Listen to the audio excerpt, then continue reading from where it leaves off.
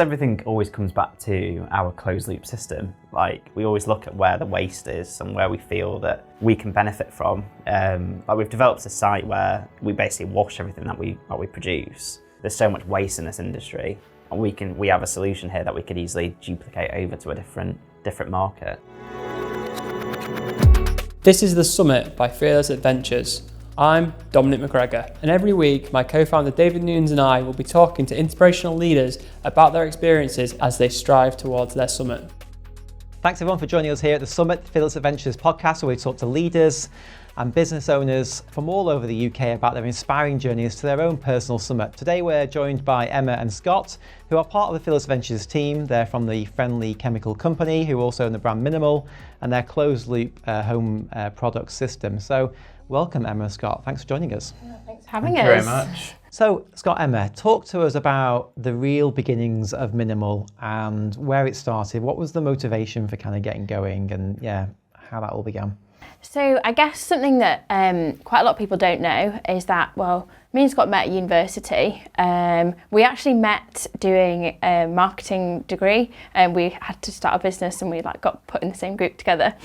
And kind of it was a year after you'd graduated and I'd just sort of graduated, we'd kind of said that we were really desperate to start a business together. You were dating at this point? Yeah, we were going out at this point. And we actually started a business making boat cleaning products. Boats cleaning? Yeah, so we kind of wanted to go down that angle and doing cleaning products. Quickly realised that The market wasn't very big. it was a really niche idea, literally. Well, what it did teach us though was that we had hand soap and we had a washing up liquid within that range, and then we had a local zero waste shop that was just based in our little village where we lived, and then we started selling it to that shop, and then she was realising that the containers that she was refilling from her current supplier they weren't being refilled and reused.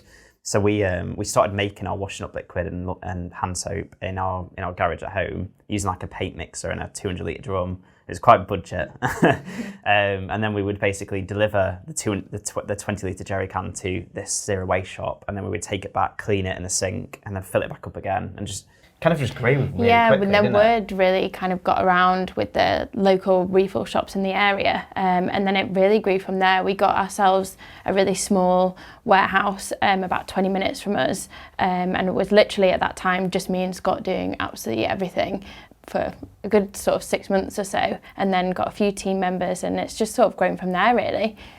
How did you decide who was going to do what? Obviously, was it back at when you were at university? You do this side, that other side. Or how did you decide in that situation who was going to take responsibility for what? I guess it was probably just whoever could muck in really and get it done. It was obviously I was doing a lot of the delivering, a lot of the filling at the time. I was doing quite a bit of the delivering. I had a little polo, and I'd fill it as full as I can with 20 litre jerry cans. So I remember one time I was driving up this hill and it was scraping the floor. I was driving to a refill shop. Yeah, it just kind of grew really quickly, and within that space of a year we took on 1,000 shops in a year, and that was just word of mouth. And then we thought, well, how do we actually make this into something more mainstream? And that's when we basically started to brand it all up and make it look minimal, and trying to go down the route of all our packaging is reusable, not just the 20 litres, the 500ml bottles, your tiny little bottles, things like that. So tell me through that year. There must have been a moment when you looked at each other and went, "This is something." Yeah. Do you remember? You might have different ones. Yeah, I remember working out actually. We were well, if we get these 20 shops on, that's an extra maybe 20 grand a month. And then we were sort of thinking, when we did the old business, it was that would take us ages to earn £100 doing that. I think for me it was kind of when a friend was in London or something and said, I've seen Miniml in a local refill shop, and I was like, no way. And then I think you were at a restaurant, you saw someone using one of our hand sanitizers in the restaurant. I think it's still now when someone says they've seen the brand out and about in the wild, it feels like that's the kind of a moment where you're oh, we've actually created something here. So what's your vision for the business? What are you trying to achieve? What is the summit? Rather than your personal summit, what do you think the business's summit is to start with? I think for us it's going from that transition of making zero waste refillable products rather than just a niche and turning it into like more mainstream, where you can't, it's not just like certain sort of like smaller independents that are doing it, like sort of larger businesses are starting to get on track with this movement, I guess. Yeah, we always sort of say like to be the go-to zero waste brand and be kind of well known across all households in the UK. Fantastic. And what, as a business, what are your core values and principles then that drive that? Like, what are the non-negotiables?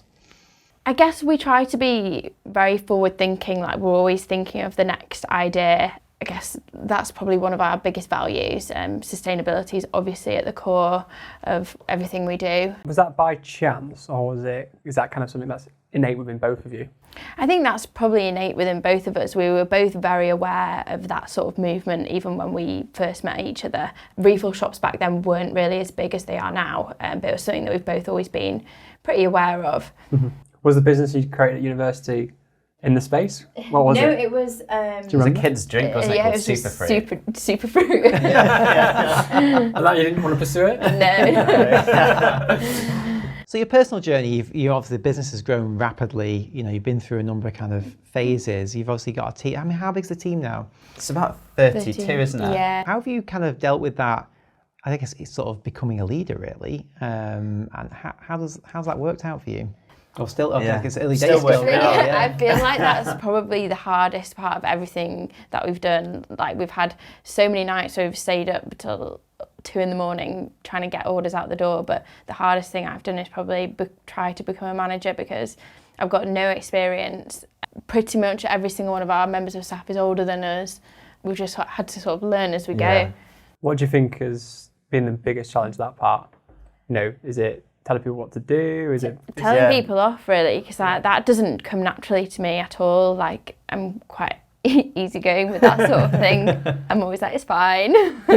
Yeah, I think we've definitely become a lot more serious recently. Yeah, we've learned that you have to kind of be quite clear with your rules and things like that with the staff, which has been a pretty big learning curve. So you're in this almost like personal growth periods a little bit. You're figuring out about yourselves and you're figuring out about everything in life because you've grown. As a business grow, you guys have got to kind of grow and keep a hold of it.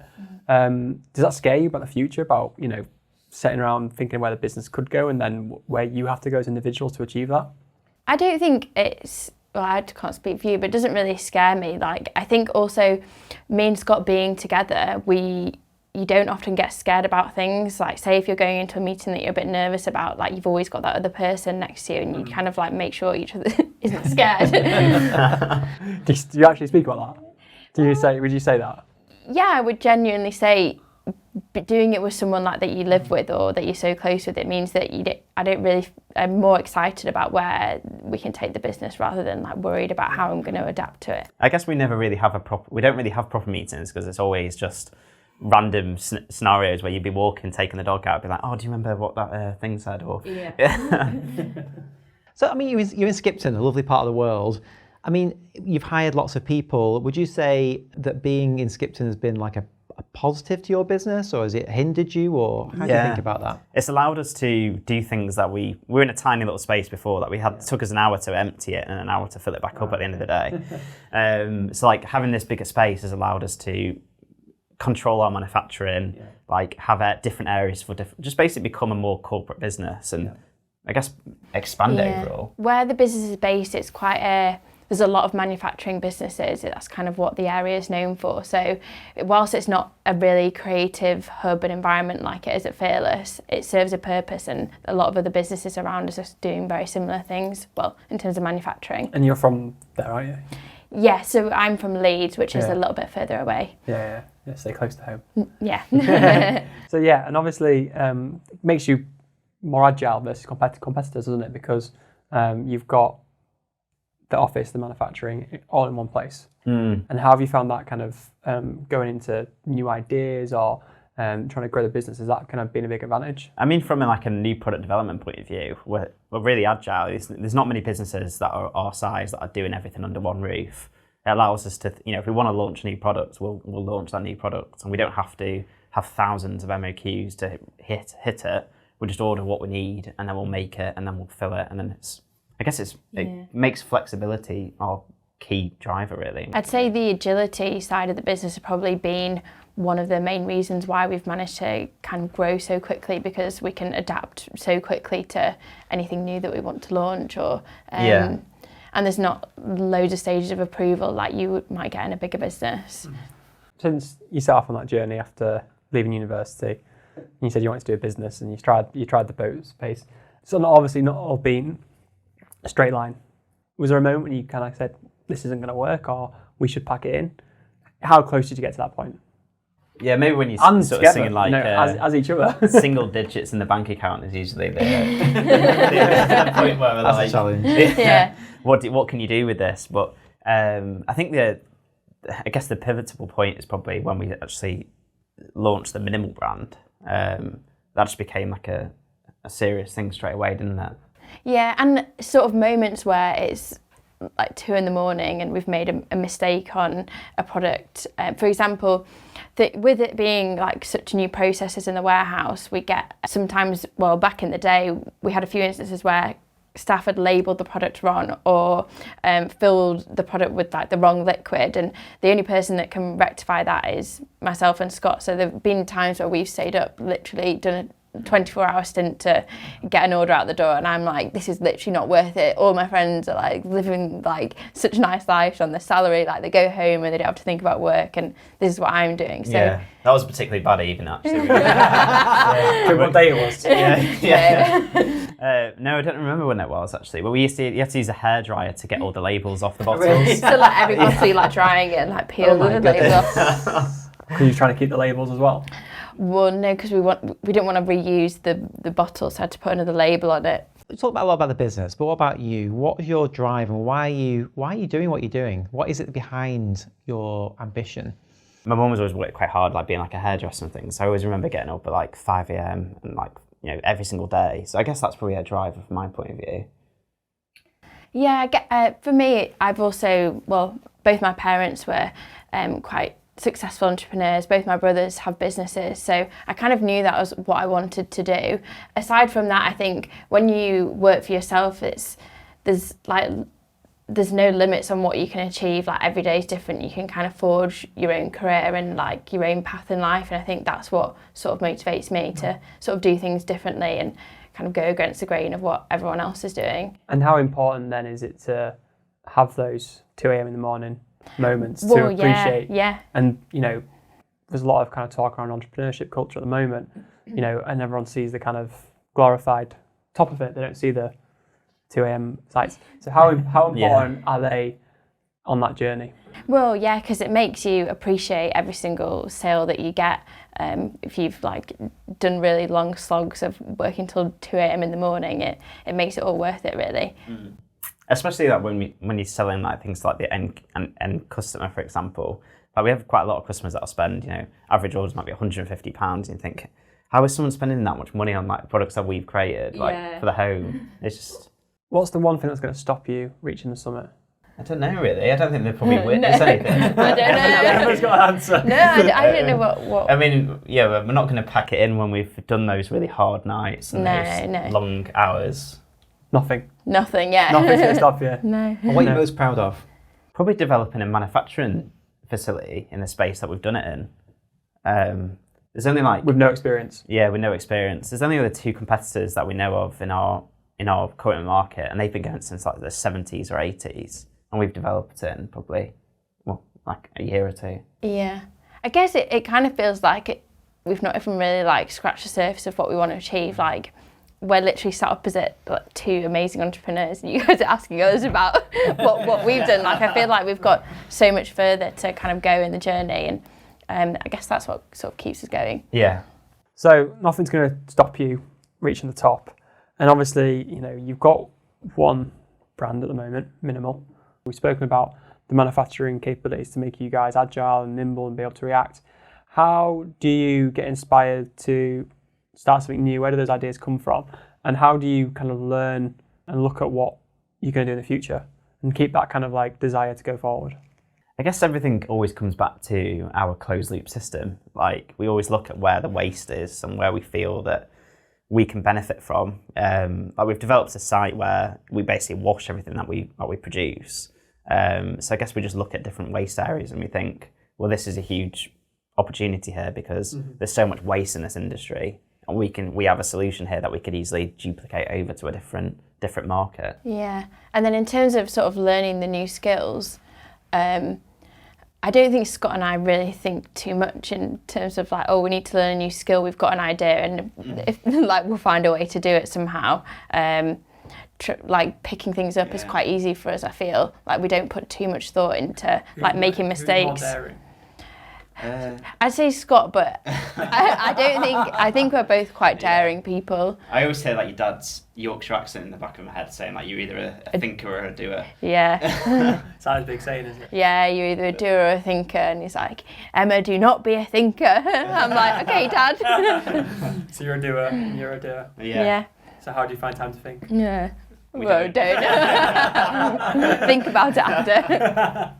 Yeah, I guess that's been probably a key part to our success is try new things and pivot where we can. I mean, you can't do that when we're getting a lot bigger now. No. But in the early days, we'd launch something and then if it didn't do well, we'd pivot to something else. Like failing fast in a way. If you make a mistake, like we'll try and rectify that quickly, but try not to dwell too much on the mistakes you've made and just look forward to the next thing. What's your favourite mistake? Probably launching the boat cleaning range. That was probably a bad time in my life. Whose idea was that?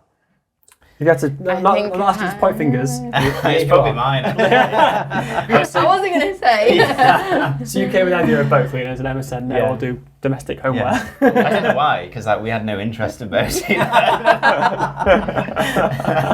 What's the one where you got to learn the most from? Maybe one of the things that we did was launch some of our formulations too quickly at the very start, and with some of our very early customers we had a few complaints, so from that perspective doing things a tiny bit too quickly, so maybe that taught us to slow down in terms of it, especially when it comes to your product. Like thinking of new ideas like we can do quite quickly, but when it comes to the actual product, you have to put that first and make sure that's absolutely spot on, because that's like the core of the business, and if we don't have a good product, we're not going to keep any customers on board. And then, I guess we've been really lucky with that as well, because those customers that were buying from us at the time, we've had really friendly relationships with those individuals, stockists and things, and they were great throughout that process. But obviously, we know we impacted them quite a lot with what we did as well. But yeah, we've been quite lucky that our first customers have all been very small independents, because I think they're a lot more understanding of your mistakes. But now that we're bigger, there's no room for that type of thing. The growth you're going through is really interesting. You started with the independents, you're building relationships that matter, and then you'll move into larger retail opportunities later. You know, a lot of startups that have a physical product, their ambition is, how do I get my products placed in Tesco's? And there's almost, they're obsessive about it. Yeah. You're sort of much more of a grassroots kind of growth strategy. Yeah, we never wanted to sort of aim for the big players at first. been able to pivot on performance of the products by their early sort of advice as well. Yeah, we're constantly kind of putting those independents at the forefront, like getting feedback, doing focus groups with them, doing polls on like product launch and things like that. So they've been a pretty big key to our growth. Yeah. And obviously, as a company, you're really doing a lot of different stuff. So you're developing a brand, you're developing products, you're building a team, you've got a manufacturing facility, whose logistics sort of approach, and then you read the whole kind of reuse of the products. Yeah. Like you're almost doing everything, and you're such a small business. I mean, how do you do that? Yeah, I'm not too sure actually. Figure out, make mistakes. Yeah. I guess with that, it's just, we're getting to the stage now where we're starting to delegate a lot of things out into other areas of the team. But beforehand, things just take a lot longer to get done when you're having to do it all yourself, aren't you? But do you think in hindsight that's been a positive for the business or a negative? Yeah, because it's allowed us, we've filled, we've sat there for, hours and end filling bottles. We know how long every bottle takes to fill. Job in the company. Yeah. So it's not like we've just started, we got loads of investment to start with, and then we've hired loads of people, and then we don't know what everyone else does. I think also the staff that have been there from the start, like remember us literally being in the warehouse filling with them, so they probably appreciate that as well. There's a shared kind of appreciation. And we still do that quite a bit. We'll obviously go down and we still fill bottles and things just to keep the momentum and morale of the team high.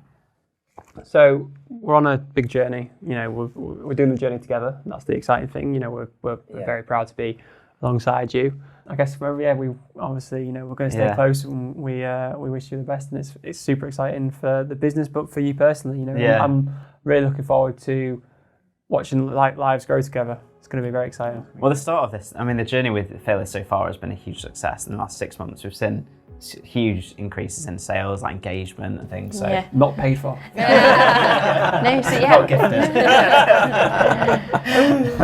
we're like really excited to be on the journey with you guys. So and it's going to be a hell of a really journey. good fun. Well, thank you very much for coming. Thank you, Thank guys. you very much, guys, for having us. Thank you. Thank you. Don't forget to like, share, and comment on the podcast. And if you've got any guests that you think would be super interesting to hear about their summit or their experience in growing a business or doing something crazy in the world, let us know, and your recommendations will be listened to.